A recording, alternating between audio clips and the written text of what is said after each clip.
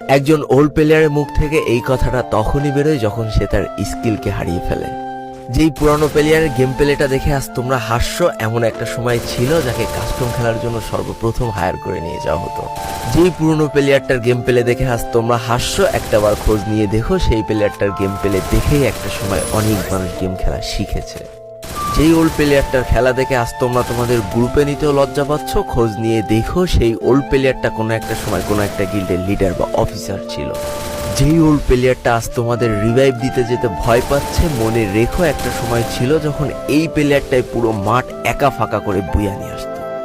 যেই নতুন প্লেয়ারগুলো শুধুমাত্র ডাইনামিক ডুয়োর সাথে গেম খেলার জন্য সারা রাত জাগো, তোমরা মনে রেখো যারা ওল্ড প্লেয়ার ছিল তারা সারা রাত খালি ট্রেনিং পিটাতো নিজেদের স্কিল ভালো করার জন্য। আমি জানি আজকের দিনের যারা অন ট্যাপ মারা প্লেয়ার তারা কখনোই ফিল করতে পারবে না যে বসে জুম করে উঠে হেডশট মারার মজাটা আসলে কি ছিল। আমি জানি যেসব ওল্ড প্লেয়াররা এই গেমের থেকে হারিয়ে গিয়েছে তারা এই গেমটাকে আজও ভালোবাসে। জীবনে এমন হাজারো ওল্ড প্লেয়ার আছে যাদের ফ্রি ফায়ারই ছিল জীবনে প্রথম রাত জাগার কারণ। আমি জানি এমন হাজারো ওল্ড প্লেয়ার আছে যাদের রেজাল্ট খারাপ করারও প্রথম কারণ ছিল এই ফ্রি ফায়ার।